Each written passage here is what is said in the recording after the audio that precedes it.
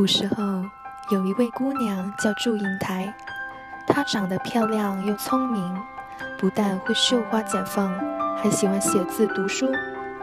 当她到了15岁的时候，她的父亲给她定了门亲事，等她成年了，便把她嫁给扬州马太守的儿子马文才。英台听了之后立马反对，因为她知道马文才是个人渣，再加上她非常想去学堂读书。在父母的反对下，英台不得不偷偷地离家出走，因为那时候女孩子是不允许外出读书的，所以英台乔装成一个公子的模样进入了学堂，而丫鬟则打扮成书童陪伴着英台。爹，我想去学堂念书。英台呀，你一个女孩子怎么可以到学堂念书呢？女孩子不应该抛头露面，这让别人知道了，该多丢人呐！为什么女孩子不能念书？这不公平！你先起来，你先起来。英台呀，我已经帮你答应了门亲事，等你成年了，便把你嫁给扬州马太史的儿子马文才。不，我绝不答应。虽然他的家庭财富雄厚，但听说马文才是个人渣，你怎么舍得把女儿嫁给这样的人呢？英台呀，自古以来，子女的婚姻都由父母来决定，就算你反对也没用。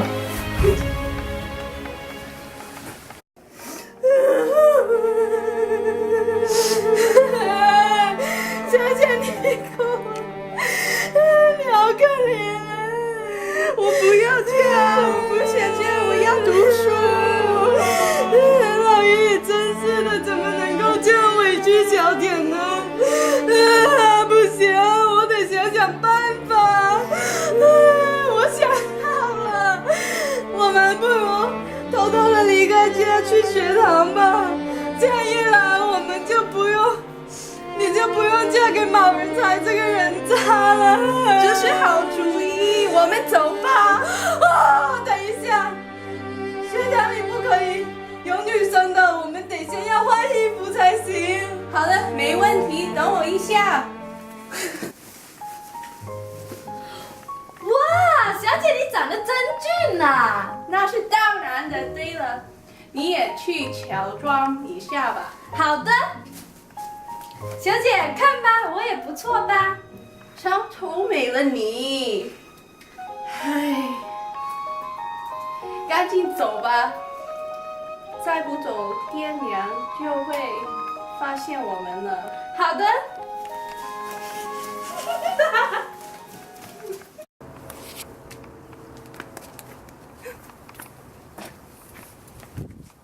小姐，你看你这次出来，难道你就没有想到找一个白马王子吗？你看现在人这么多，你看看你有没有你喜欢的，那个你觉得怎么样啊？你好。嗨，사라진가？안녕하세요。不是太矮，不是太瘦，就是太高、太胖。不看了，不看了，再看就会对男人没信心。小姐，你快看那个长得怎么样？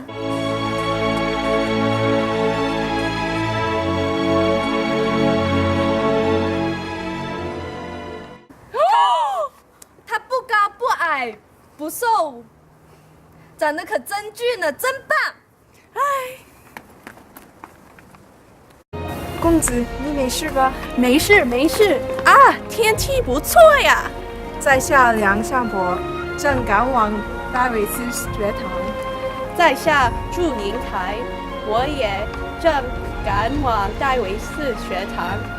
太好了，既然我们一起赶往戴维斯学堂，未来我们要一起读书，不如我们一起结拜吧。哦。滚开！别挡住我的路！一个个长得都比我丑，一个女人长得真像个女人呢。这个人的品德真差。走吧，我们别管这么多了。你们两个。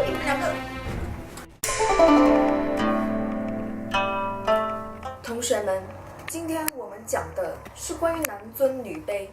什么是男尊女卑呢？自古以来，男孩子最大的用处就是在家相夫教子、传宗接代，而男孩子就要到外面学堂努力读书，考取功名，光宗耀祖。男人是人，女人也是人，为什么男人只能受到教育，而女人只能待在家里？英台呀，一直以来名门闺秀大门不出，二门不迈，讲究三从四德，女子无才便是德。所以呀，女孩子一般都不能跟男孩子一样上私塾学校，因为他们不能抛头露面的。这不公平！巨兄，你去哪里？等等我。巨兄啊，你为何如此生气？梁兄啊，我认为中国教育对女生太不公平了。女生得不到尊重和学习自由。女生生在这样封建社会，就像是笼子里的小鸟。其实我也这么认为。谢谢你这么体谅我，我想你是不会懂的。对了，你有女朋友或者心上人吗？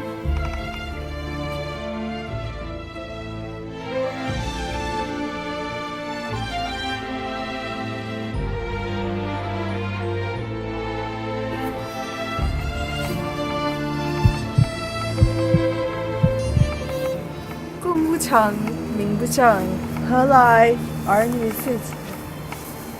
难道考取不了功名，就一辈子不娶吗？我不想我妻子跟我过苦日子。就这样，祝英台和梁山伯一起在戴维斯学堂念书。梁山伯对祝英台像对自己的亲弟弟一样，十分关心爱护。两个人从早到晚在一起，成了最要好的朋友。梁山伯总是规规矩矩的，所以一直没有发现祝英台原来是个女孩。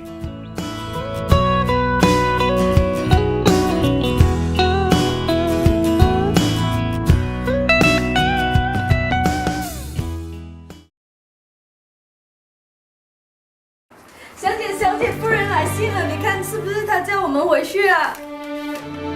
应该怎么办呢？我舍不得离开这里，离开山伯。你去找他，说我在路边等他。好的。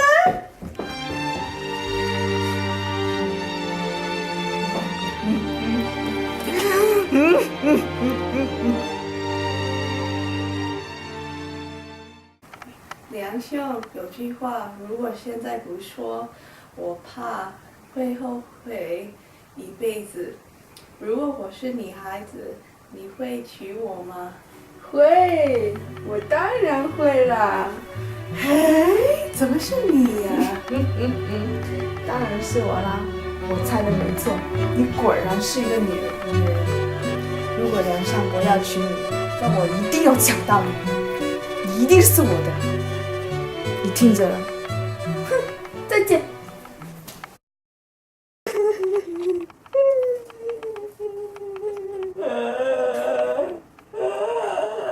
英台，是我，你怎么了？你怎么哭得像个女人似的？梁兄，我本来是个女的。谢迪，现在不是开玩笑的时候。哦，我说的话都是真的。你是女人，不可能。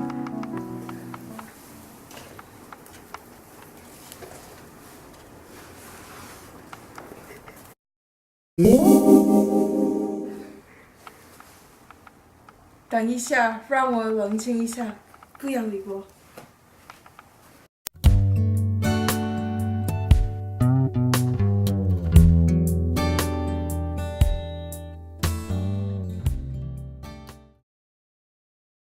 让我们数着星星一起老去，让我们肩并着肩笑看风雨，别迷失在爱里，为一棵树哭泣，而放弃姐妹温柔拥抱的森林。让我们顺着时光一起老去。小姐怎么接这么多礼物啊？这些礼物看起来是办喜事的，事情必须你情我愿，像这样随便凑合，没有爱情的基础是不会长久的。再说，马家财大官大，我们家也高攀不起，所以我是不会答应这门亲事的。我告诉你，别无选择。但是你帮我翻译一个，我给你3天时间，3天时间内，如果你还不答应的话，你们家知道后果。哼！单伯，你赶紧下山吧，英台在等着你向他提亲呢。师母，我这样做真的好吗？我走了，学堂怎么办呢？老师会怪罪的。学堂这边你就不用担心了，老师那边我会跟他解释的，你就放心的走吧，赶紧走，别再等了。谢谢师母。梁山伯在师母的鼓励下离开了学堂，下山向祝英台提亲。小姐，小姐，梁公子来了。杨兄，你来迟了。不懂是什么意思？我爹把我许配给马文才。是真的吗？难道之前一切都是假的？我们不是约好地老天荒？你走吧，对不起，我辜负了你对我的期望。这条丝巾送给你，当做我们的信物。你要来找我哦。一定会。就你这个穷书生也敢跟我比，长得没有我俊，没有我有财力，想娶英台，下辈子的你。来人，打他！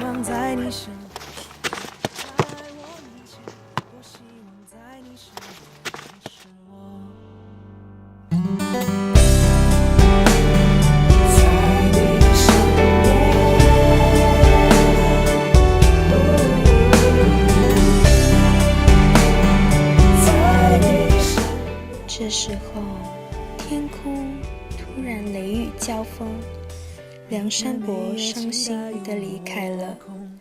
梁山伯离开后，伤心极了，他非常的想念祝英台，饭也吃不下，觉也睡不着，就病倒了，病情越来越严重，不久就死了。半夜，祝英台一个人穿着嫁衣来到了梁山伯的坟墓。连兄，我来了，我做你的新娘来了，你怎么就把我丢下一个人自己走了呢？你真的好自私啊！在这个时候，忽然电闪雷鸣，风雨大作，坟墓忽然裂开一条大缝，祝英台喊着梁山伯的名字，一下子就跳进坟墓里去了。一会儿，雨停了，云开了，天空出现了一道彩虹。只见一对美丽的蝴蝶从坟头上飞起来，绕着坟墓翩翩起舞。人们都说，这对蝴蝶就是梁山伯和祝英台变的。闭上又睁开，害怕这一切只是梦丢脸。我就真诚站在你面前，渴望得到你视线。